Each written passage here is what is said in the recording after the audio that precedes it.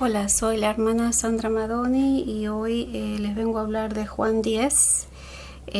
Voy a hacer una pequeña oración. Yo soy de la Iglesia Nueva Creación con los pastores Manuel y Consuelo Marrero. Un saludito para ellos y todos mis hermanos y hermanas. Padre Celestial, bendito seas tu nombre, Señor. Ayúdame a dar esta palabra con denuedo, con alegría en el corazón, porque sobre la identidad del Mesías, la identidad del Señor Jesucristo, Señor, es muy importante que todos sepamos quién es el Hijo de Dios. Y te doy gracias, Señor, porque la audiencia es tierra fértil, está lista para recibir tu palabra. Amén. Empezamos con la parábola del redil. El capítulo 10 se divide en la parábola del redil, del 1 al 6, Jesús el buen pastor, que es del verso 7 al 21, los judíos rechazan a Jesús, del 22 al 42, la parábola del redil. Bueno, para empezar el capítulo 10 recordemos que había una discusión entre los fariseos y Jesús. Ellos estaban discutiendo la identidad del Señor. Había una disensión entre los que creían y los que no creían. Entonces Jesús continúa el relato. Aquí dice: el de cierto os digo, el que no entra por la puerta en el redil de las ovejas, sino que sube por otra parte, ese es ladrón y salteador. Bueno, según Ellicott dice que prestemos atención. Cuando el Señor dice de cierto os digo, que prestemos atención, o cuando Él dice verdaderamente, porque está anunciando una enseñanza profunda, es algo muy importante. Mayer dice que este pasaje es la continuación de Juan 9 del 35 al 41, cuando les habla a los fariseos. Aquí había una discusión entre si Él era el Cristo, que ellos no creían, algunos creían, otros no creían. La audiencia es otra vez los fariseos, pues en Juan 10:21, o sea, en el versículo 21 más adelante, hay una referencia al ciego de nacimiento. Llega un momento que Juan explica, que después de que habla Jesús, que esto es una alegoría. Así que lo que va a decir acá el Señor Jesús es una alegoría. Dice aquí: de cierto os digo, el que no entra por la puerta en el redil de las ovejas, sino que sube por otra parte, ese es ladrón y salteador. Versículo 2: mas el que entra por la puerta, el pastor de las ovejas es. Bendito sea el Señor. Había siempre mucha corrupción eclesiástica, y hay varios libros, varios profetas donde se señala esta situación. Para explicar la situación de las ovejas en los campos de Israel, imagínense que eso hace muchos miles de años, la manera de trabajar, este es el cerco de piedra, las ovejas están adentro y el pastor se queda aquí en la puerta, ¿ok? Si vemos aquí, vemos como que está el pastor recostado ahí, ¿verdad? Él está cuidando a las ovejas. Por eso se le llama la puerta. El pastor que se ponía ahí era la puerta, y él cuidaba de que nadie entrara. Pero sí se podían colar por aquí, ¿no? Porque si no entraban por la puerta, no tenían derecho a entrar, no eran legítimos. Entonces el Señor va a hablar en la alegoría y va a haber muchas referencias a esto, pero para que ustedes entiendan, para que vean, el cerco es de piedra, no es de madera como en la sociedad occidental. Y ven que aquí hay una puerta que cualquiera entra y sale. Y ustedes dicen: las ovejitas no se salen. Están entrenadas para estar adentro. Y por eso tenemos mucho de qué hablar. Había todo un romance de la pastoril. Tenía mucha significancia. Y también recordemos que Jehová es el pastor de Israel. Bendito sea el Señor. Dice: el que no entra por las ovejas. Bueno, en Ezequiel 34:8 habla de la corrupción eclesiástica. Dice: los líderes religiosos, yo lo resumí, se describen como depredadores de las ovejas y no las alimentaban ni las pastoreaba. Entonces en Ezequiel 34:8 hay una referencia a cómo los religiosos, la jerarquía eclesiástica, no cuidaba al pueblo. En Jeremías 23:1 dice: ay de los pastores que destruyen y dispersan las ovejas de mi rebaño, dice el Señor. O sea que el Señor se autoidentifica como pastor de ovejas. También el significado del portero que está a la puerta, también quiere decir que Él es la puerta legal, que no hay salvación a través de otra persona, que Él es el único Salvador, el único que dio la vida por nuestros pecados, el único que da la vida por las ovejas, porque ninguna persona en la existencia de la humanidad dio su vida por los pecados. Él había sido elegido desde antes de la fundación del mundo para eso. El versículo 2, el pastor de las ovejas se presenta en contraste como el ladrón y salteador, o sea, el que pasa por arriba del cerco. También significa cuando dice el pastor, porque no dice un pastor, quiere decir que es el único. Bueno, el portero, cuando habla del portero, no de la puerta, no confundamos, la puerta es una cosa, el portero es otro. Se refiere a los líderes de Israel, porque el pastor y la puerta es Cristo, pero los porteros son los líderes de Israel en ese momento. El portero dice que el portero abre al portero, o sea, él abre al pastor y las ovejas oyen su voz y las ovejas llaman por su nombre y las saca. Ok, después acá dice... el pastor ya están acostumbrados, las ovejitas ya están entrenadas a responder a la voz del pastor. Eso era un entrenamiento que se le hacía a las ovejas y había una relación muy cercana entre las ovejas y el pastor. Y aquí tengo un relato de un comentarista que él experimentó él mismo y además un historiador que dice cosas muy interesantes. También en Isaías 43, él la llama por su nombre, ¿verdad? Dice, te llamé por mi nombre mío, mío eres tú. También los lleva a los pastos verdes y tiernos. En esa época se le ponía nombre a las ovejas, según Teócrito. Después dice, los pastores del campo tenían una relación muy cercana con sus ovejas. Hay también unas figuras del pastor de Israel, de cargar la recién parida y vendar la perniquebrada. Por ejemplo, en Ezequiel 34, 16. También en Isaías 40, 11 dice, como pastor apacentará el rebaño, en su brazo recogerá los corderos y en su seno las llevará y guiará con cuidado las recién paridas, o sea que habla de la ternura del pastor por las ovejas y parece que hay una relación muy profunda, casi como si fuesen mascotas. Hasta recuérdense que estas muchas veces eran más para la esquila que para otra cosa. Los animales para el sacrificio estaban en otro lado, se criaban aparte porque eran sagrados, era muy importante la limpieza, el cuidado. Acordémonos en segunda de Samuel cuando Urías, cuando el profeta Natán le hace la referencia a David, que fue pastor, que había un hombre que quería a su ovejita como una hija, ¿no? Que era una historia para hacerle entender el daño que había hecho, porque ese hombre quería a esa ovejita como su hija. Era la misma relación que ese hombre tenía con Betsabé, que los comentaristas dicen que ella era mucho más joven que él, pero ahí está toda la situación tan linda de cómo las ovejas obedecen al pastor y el amor tan lindo y tan tierno que tiene el pastor por sus ovejas. Recordemos el Salmo 23, que tiene tantas referencias pastoriles, porque el Jehová, el Señor, es el pastor de Israel. En los versículos 4 y 5 dice, y cuando ha sacado fuera a todas las propias, va delante de ellas y las ovejas le siguen porque conocen su voz. Mas al extraño no seguirán, sino que huirán de él porque no conocen la voz de los extraños. Este es el procedimiento para llevar a las ovejas a pastar. Ellas lo siguen, no tanto por la comida, sino por su relación con el gran pastor. Él va adelante porque él es el guía, el líder. Acá no se habla de cabritos, que son símbolo de rebeldía. Acordémonos que llega un momento que en los evangelios sinópticos se habla de los cabritos y de las ovejas, ¿no? Y también no se habla de ovejas perdidas. Este es el rebaño ideal. Ellas van seguras sabiendo que el pastor las defenderá del destructor, que son los ladrones, los lobos, los leones, los osos. Acuérdense de David, que mató leones y osos para defender su rebaño.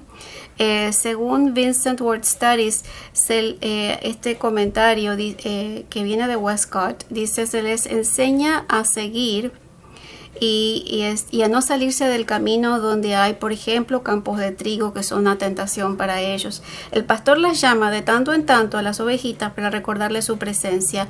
Ellos conocen su voz y lo siguen, pero si algún extraño las llama, ellas levantan la cabeza alarmadas, y si este individuo vuelve a llamarlas, huyen de él porque no lo conocen. O sea que el Señor Jesús está usando la alegoría.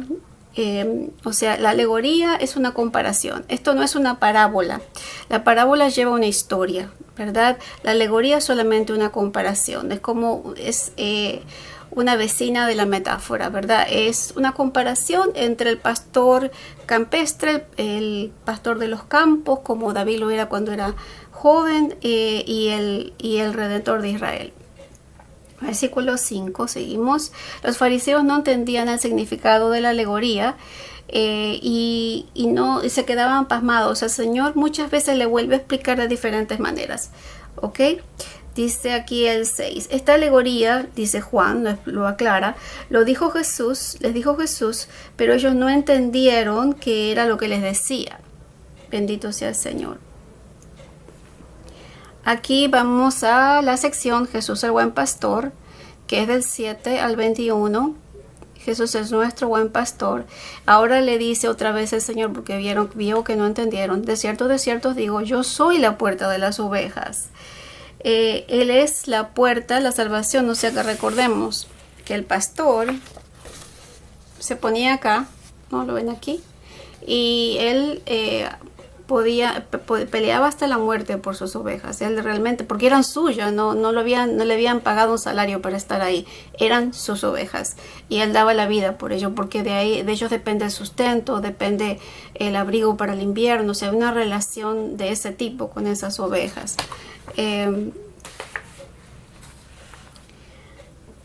Ok, acá hay otro de los gran yo soy. Uno de los yo soy es el yo soy la puerta de las ovejas, que es el versículo 7, donde dice el Señor Jesús. Volvió pues Jesús a decirle: de cierto os digo, de verdad, esto es bien profundo, abran sus oídos, yo soy la puerta de las ovejas.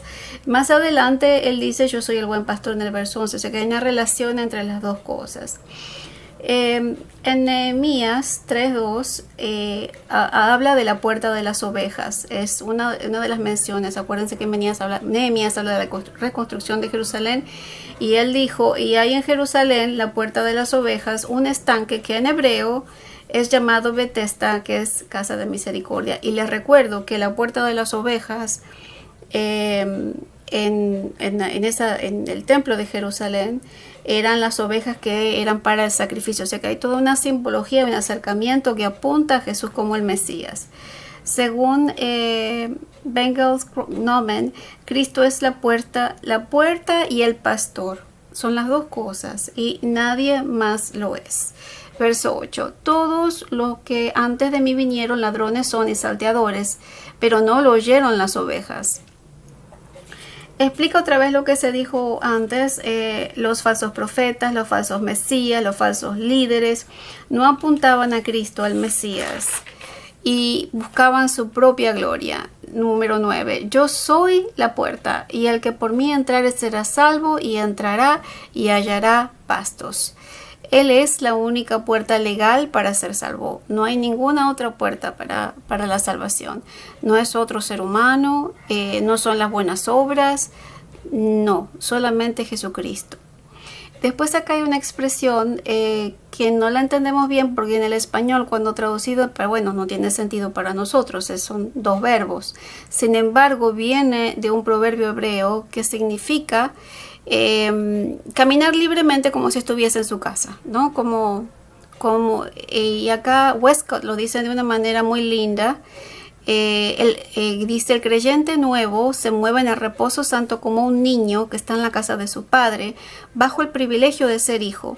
No cambia de estado de hijo a no hijo, sino que dentro de la protección del Señor va progresando en su vida cristiana y sin temor se deja pastorear por el Señor.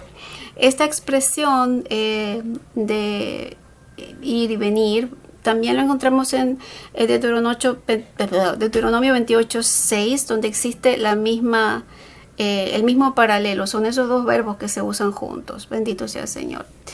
Después dice aquí, esta es la frase clásica: el ladrón no viene sino para hurtar y matar y destruir. Yo he venido para que tengan vida y para que la tengan en abundancia.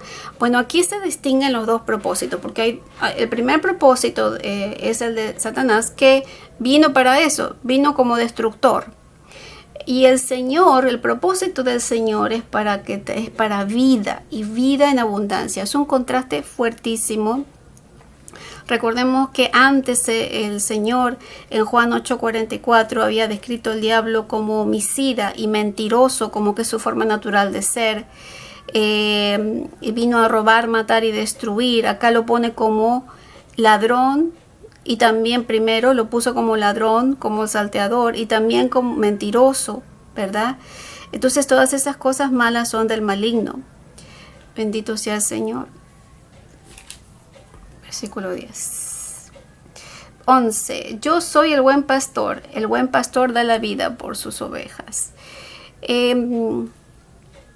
Perdón, me faltó hablar de esto. Cuando él habla de abundancia, acá hay un comentarista que dice que recordemos el Salmo 23, los pastos verdes tiernos, las aguas de reposo, el aderezar mesa delante de los enemigos, que él prepara mesa, o sea, él nos alimenta en los momentos difíciles, y la copa que rebosa, no importa las situaciones. El cuidado pastoral está en el Salmo 23, a eso se refiere. Y después en Juan primero del 16 al 17 dice que la gracia y la verdad vinieron a través de Cristo.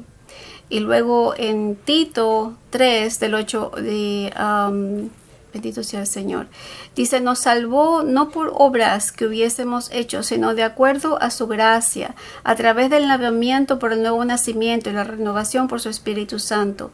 Este es el Espíritu que derramó en nosotros abundantemente, el cual, a través de Cristo, nuestro Salvador. Bendito sea el Señor. El versículo 11... Yo soy el buen pastor da la vida por sus ovejas, porque el pastor que realmente amaba a las ovejas en esa época la defendía a muerte. Entonces Cristo también es en esa figura que él también moriría por nosotros. Él lo estaba anunciando. El 12, más el asalariado, o sea, el que lo contratan para cuidarlas, y no es el pastor, o sea, que no son sus ovejas, de quienes son las propias ovejas, ve venir al lobo. O sea, que él no peligra su vida. Ve venir el lobo y se va, ¿no? Y el lobo arrebata las ovejas y las dispersa. Ese lobo se refiere a Satanás, ¿no? También se refiere a falsos líderes, porque hay referencias de gente vestida de ovejas y por dentro son lobos rapaces. Se refería en ese momento los apóstoles a los falsos maestros, ¿verdad? Pero es cualquier cosa que indica muerte, destrucción y todo lo malo que viene del enemigo. El versículo 14. Acá da una síntesis a los fariseos. Yo soy el buen pastor y conozco mis ovejas y las mías me conocen. Acuérdense que les ponía nombre a las ovejas en ese momento. Él era un pastor de verdad. Y las ovejitas conocían a su pastor. Ellos sabían, son como nuestros animalitos, que uno los llama y ellos vienen. Y si otra persona de afuera viene y los llaman, ellos no lo desconocen. Es la misma relación, y nosotros como ovejitas también somos así. Escuchamos la voz del Padre y sabemos cuándo la voz del Padre nos está hablando y cuándo no. Nosotros tenemos el testimonio del Espíritu Santo dentro nuestro que nos dice: el Señor me está hablando o no. Ese es el enemigo, o es el mundo, o es mi propio pensamiento, ¿verdad? La oveja conoce la voz del Padre y la voz de Jesucristo. Eso se explica, ok. Acá en el versículo 15, así como el Padre me conoce y yo conozco al Padre y pongo mi vida por las ovejas. O sea que él sigue explicando, ¿verdad? Que él conoce al Padre. Versículo 16, también tengo otras ovejas que no son de este redil. A aquellas debo traer y oirán mi voz, y habrá un rebaño y un pastor. Está hablando del futuro, del cumplimiento de la salvación de los gentiles, ¿verdad? Esas otras ovejas. En el capítulo 12 más adelante se le acercan los griegos, porque habían escuchado de él y estaban interesados. El 17, por eso me ama el Padre, porque yo pongo mi vida para volverla a tomar. Por eso es lo mismo que decir por esta causa. O sea, el Padre me ama porque Jesús es un hijo obediente. El amor del Padre es por la obediencia de su Hijo, ¿verdad? Y también dice que Él da su vida para volverla a tomar. Se está refiriendo a la resurrección. O sea, dijo Pablo en 1 Corintios 15:17, si Cristo no hubiera resucitado, nuestra fe es vana y estáis muertos en vuestro pecado, porque la obra redentora completa es a través de la resurrección, porque el cuerpo glorificado que asciende a los cielos, desde ahí de los cielos, Él mandó su Espíritu Santo para que nosotros pudiésemos tener la obra completa de redención. De ahí viene el nuevo nacimiento, a través de la obra del Espíritu Santo en nuestras vidas por medio de la palabra. En Filipenses 2:8 dice, se humilló a sí mismo y se hizo obediente hasta la muerte y la muerte de cruz. O sea que Pablo también recuerda que la obediencia de Jesús. Y en el 18 se ve que Él es un sacrificio voluntario, que Él está en control de su decisión. Nadie me la quita, sino que yo de mí mismo la pongo. Tengo poder para ponerla y tengo poder para volverla a tomar. Este mandamiento recibí de mi Padre. ¿A qué se refiere? En el Salmo 82 hay una referencia donde se habla del Mesías y se le dice que el destino del Mesías estaba escrito en el rollo, en el libro del Mesías, ¿verdad? Todos tenemos un libro en los cielos y Jesús también tenía su libro, su destino, el plan de salvación estaba ahí. Estaba hecho desde antes de la fundación del mundo. También en el Salmo 40, de los versículos 6 al 8, y donde se explica muy claro es en Hebreos 10 del 5 al 7, por lo cual al entrar Él al mundo dice, sacrificio y ofrenda no has querido, pero un cuerpo has preparado para mí. En holocaustos y sacrificios por el pecado no te has complacido. Entonces dijo, he aquí yo he venido, en el rollo del libro está escrito de mí, para hacer, oh Dios, tu voluntad. El Salmo 40 fue citado por el autor de Hebreos con algunas variaciones, porque depende de la versión que estuviesen usando. Ellos usaban mucho la Septuaginta, pero no importa, la esencia es esa. El Señor Jesús ya tenía este plan al que Él había accedido desde antes de la fundación del mundo. Versículos 19 y 20. Volvió a haber disensión entre los judíos por estas palabras. Muchos de ellos decían, demonio tiene y está fuera de sí, ¿por qué le oís? 21. Decían otros, estas palabras no son de endemoniado. ¿Puede acaso el demonio abrir los ojos a los ciegos? Bendito sea el Señor. Todavía había una división entre ellos. Se debatían sobre la identidad de Cristo. Recordemos en los sinópticos Mateo 12:24 que lo acusaban de hacer milagros por Belcebú. Aquí concluyen que el enemigo no puede hacer cosas buenas, por lo tanto Jesús debería ser el Mesías. Jesús hacía milagros que nunca se habían visto. La sanidad del ciego de nacimiento jamás se había hecho, ni siquiera ningún profeta de los que existieron antes lo hicieron. La resurrección de Lázaro, por ejemplo, y la sanidad de los leprosos. A pesar de que estaba escrito en la ley de Moisés que había que tener una ceremonia cuando uno estaba leproso, mostrarse al sacerdote y todo eso, nunca nadie se había sanado de la lepra, todos morían de lepra. Y esta era la primera vez que la gente se sanaba de lepra. Por eso había todas esas señales apuntaban al Mesías y Juan fue muy cuidadoso de poner todas las señales en el libro. La segunda parte del versículo 22 es cuando los judíos rechazan a Jesús, que es hasta el 42. celebrábase Jerusalén en la fiesta de la dedicación, era invierno. Ahora yo digo, ¿por qué Juan decía todo esto? Está bueno verlo porque él se quedó en invierno, él se estaba cuidando de los fariseos, él estaba en la fiesta de la dedicación. Y dice aquí, se celebra la fiesta del invierno y Jesús andaba en el templo en el pórtico de Salomón.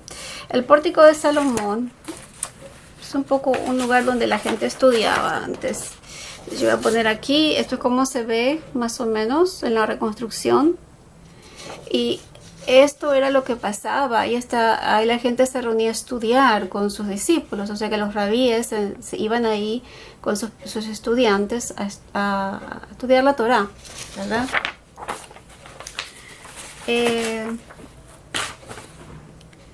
Y le rodearon los judíos y dijeron, ¿hasta cuándo nos turbarás el alma? Si tú eres el Cristo, dínoslo abiertamente. O sea que ellos no era que querían saber, era que dijo Lutero que ellos le preguntaban eso maliciosamente para ver si él caía. Y Jesús siempre fue muy cuidadoso, nunca lo dijo abiertamente, pero sí citaba la escritura y los milagros y las señales apuntaban a eso. O sea que él majestuosamente mostraba la evidencia, pero no lo declaraba, porque si él lo decía, lo iban a atacar, como en este momento lo quieren atacar. Os lo he dicho y no creéis las obras que yo hago en nombre de mi Padre, ellas dan testimonio de mí. Pero vosotros no creéis porque no sois de mis ovejas, como os lo he dicho. Mis ovejas oyen mi voz, y yo las conozco y me siguen, y yo les doy vida eterna y no perecerán jamás, ni nadie las arrebatará de mi mano. Mi Padre que me las dio es mayor que todos, y nadie las puede arrebatar de la mano de mi Padre. Yo y el Padre uno somos. Esa aseveración lo acerca a la deidad, y ellos se van a ofender por eso, pero quiero leer lo que es la fiesta de la renovación o de la dedicación. Jesús había quedado en Jerusalén, no había salido de Judea todavía. Jesús se sale de Judea en 10:30, un poquito más adelante. La fiesta de la renovación fue fundada por Judas Macabeo. Era para conmemorar la nueva consagración del templo luego de la profanación de Antíoco Epifanes. Él había desecrado el templo de Jerusalén. Se celebraba por 8 días, desde el día 25 de Kislev, o sea, al medio de diciembre, y se destacaba por la iluminación de las casas. La celebración era universal, se celebraba en todo el Imperio Romano, no importa dónde estén los judíos. Y el pórtico de Salomón, la indicación que Juan da es solamente porque él era un pequeño testigo de lo que estaba pasando. Y se dice que el pórtico de Salomón fue una de las pocas cosas que quedaron en pie, si no la única, después de la destrucción de Nabucodonosor. Quizás él estaba ahí como una especie de refugio, si hacía frío, y en Hechos 3:11, mucho más adelante, el paralítico estaba en esta zona. Se habla del paralítico que estaba por esa zona. Cuando los judíos lo rodearon con malicia. La palabra original es como con urgencia, un poquito como se dice en inglés, gang up, o como que se le tiraron encima a ver para que no se escapara, y le dijeron todo eso, y Jesús se defendió de la manera que Jesús se defiende. Ya se los dije, yo se los expliqué. Él nunca dijo explícitamente que él era Cristo, sino que lo explicaba con códigos que solo los llamados por Dios pueden entender. Jesús apeló a las obras para que ellos puedan creer. Jesús vuelve a explicar que sus ovejas oyen su voz, que Él responde a su fe, que ellos responden a su fe y que les son obedientes. Él explica otra vez quiénes son sus ovejas, ¿verdad? Y que las siguen. Él vuelve a repetir que les da la vida eterna y que nadie las va a arrebatar de la mano del Padre. O sea que ni ningún hombre, ni Satanás, ninguna entidad, ninguna situación lo puede arrebatar de la mano del Padre. Y eso suena muy bonito, pero este comentarista nos dice que tenemos libre albedrío, que nada de esas cosas nos pueden arrebatar, pero nosotros, si nosotros nos desconectamos del Padre, nos puede pasar, perdón. Es una hermosa promesa para recordarnos que la voluntad del Padre es que todos sean salvos, pero nosotros tenemos que dar nuestro consentimiento. Jesús aclara que el Padre es mayor que todos. Acá dice, mi Padre que me las dio es mayor que todos y nadie las puede arrebatar de la mano de mi Padre. Tenemos que tener cuidado. Jesús está definiendo la Trinidad en este momento. Está hablando de su relación con el Padre. Existe una doctrina que se llama modalismo, donde dice que Dios es tres personas, Padre, Hijo, Espíritu Santo. Y eso no es así. No es Dios en tres personas, sino que son la Trinidad. El Padre es el mayor, acá lo dice el Señor. Dios es el mayor, el Hijo se subordina al Padre y el Espíritu Santo sirve al Padre y al Hijo, y el Espíritu Santo busca glorificar al Padre y al Hijo. Es como Él tiene la imagen de ayuda o de siervo, ¿no? Es como cuando dice la palabra el Señor es mi ayudador, a quien temeré, es la palabra eser. Y significa ayudador. Más adelante Jesús va a definir al Espíritu Santo, lo va a presentar, lo va a introducir como el Paracletos, y eso tiene muchísimos significados muy ricos, pero lo importante aquí es ver que Él es el ayudador, Él es el ayudador, el siervo, tiene esa característica de siervo, que sirve al Padre y al Hijo. Versículo 30, Él habla de la unidad del Padre y el Hijo, entonces eso también les pone mal a ellos. Más adelante en el capítulo 17 de Juan, del versículo 21 al 23, el Señor Jesús ora, Padre, que sean uno como tú y yo somos uno.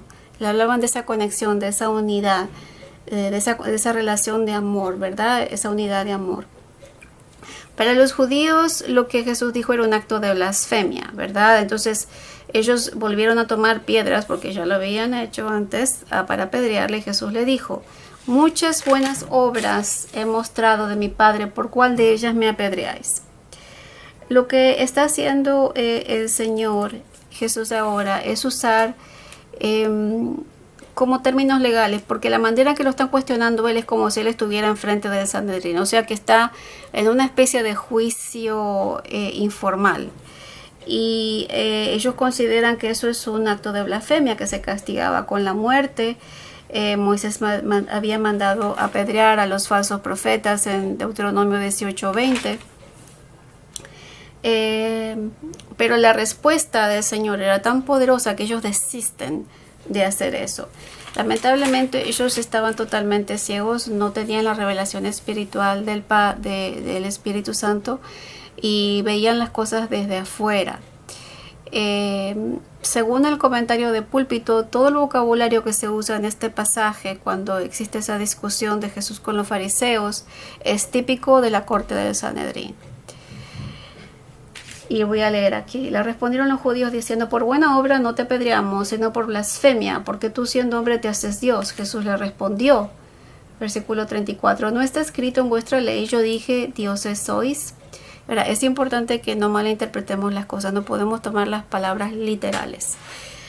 Cuando hablo de Dios es la palabra griega es Zeus, y en griego sí es Dios o dioses menores, pero en la terminología hebrea, cuando la palabra se utilizaba para los jueces, para una persona con atributos divinos, el Dios es el juez y ellos iban a ser jueces.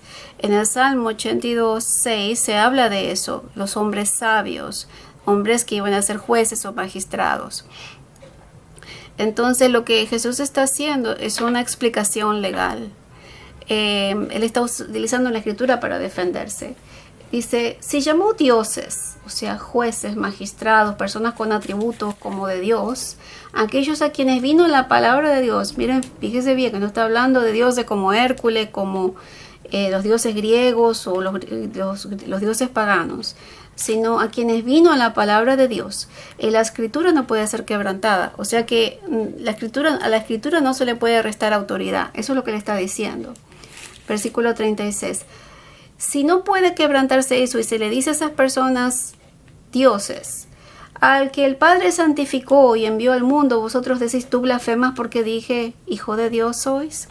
Es más, ese salmo dice, yo dije, ustedes son dioses y todos ustedes hijos del Altísimo. Entonces, el Jesús les está diciendo, si esto es admisible, no hay blasfemia. Entonces estoy libre de cargo. Eso es lo que le estaba diciendo el Señor. Si no hago las obras de mi Padre, no me creáis. Más si las hago, aunque no me crean a mí, ¿no? Creed en las obras para que conozcáis y creáis que el Padre está en mí y yo en el Padre. O sea, lo que les estaba pidiendo, ustedes no pueden creer en mi identidad, pero crean por las obras. Crean por la evidencia. Él hace su descargo hasta el versículo 38, o sea, hace su descargo legal, es su propio abogado. Mas si las hago, aunque no creáis en mí, creed en las obras para que conozcáis y creáis que el Padre y yo en el Padre. Lo que más le interesaba al Señor era que creyeran en Él. ¿No? Él ni siquiera estaba ofendido por todas las cosas que le estaban diciendo. Él veía que ellos estaban muertos en pecados y que Él quería que creyeran de verdad. Otra vez en el 39 procuraron otra vez prenderle, pero él se escapó de sus manos. Y otra vez es posible, por la manera en que Juan lo cuenta, que se haya desaparecido como en la vez pasada, cuando quisieron atraparle, pero se desvaneció, el Señor lo escondió de ellos. Versículo 40, y se fue de nuevo al otro lado del Jordán, al lugar donde primero había estado bautizando Juan, y se quedó allí. Y muchos venían a él y decían, Juan, a la verdad, ninguna señal hizo, pero todo lo que Juan dijo de éste era verdad, y muchos creyeron en él ahí. O sea, se fue de Jerusalén al otro lado del Jordán, en Perea, donde antes bautizaba Juan el Bautista. Se calcula que esto ocurrió al final de diciembre hasta la mitad de abril, y aunque pasó un poquito de tiempo en Efraín, después de ir a Betania y a Judea, a Betania de Judea para resucitar a Lázaro. Ellos comparaban a Jesús con Juan el Bautista. Él decía, Juan el Bautista, pero estaban comparando profetas, y él decía, ¿cuál será el Mesías? Juan solamente bautizaba, pero Jesús hace milagros y señales, entonces señales que apuntan al Mesías. Y eso también, como este es un tratado teológico, Juan está tratando de comprobar la identidad del Mesías. Muchos creyeron allí, o sea, Juan dice, y muchos creyeron allí en este último versículo, en oposición al rechazo en Jerusalén y también a lo que ocurrió en Betania. O sea, hay una comparación donde en esos lugares no creyeron, pero así ahí, en ese lugar, ahí en Perea, donde él pasó mucho tiempo, muchos creyeron. Y no tenemos muchos datos en esa época, pero acuérdense que Juan dijo que se podían escribir muchos libros de todo lo que hizo Jesús, pero eso está reservado, él no contó esa parte. Y si el Señor no quiso hablar de eso es porque no hace falta, así que bendito sea el Señor. Bueno, ese es el final del capítulo 10. El próximo es muy rico, viene la muerte de Lázaro, ¿verdad? Jesús, la resurrección en la vida, y Jesús llora ante la tumba de Lázaro, resurrección de Lázaro, el complot para matar a Jesús. Bueno, que Dios me los bendiga, ha sido un poquito largo, pero que el Señor me los cuide y que descansen. Que el Señor los bendiga a todos. Amén.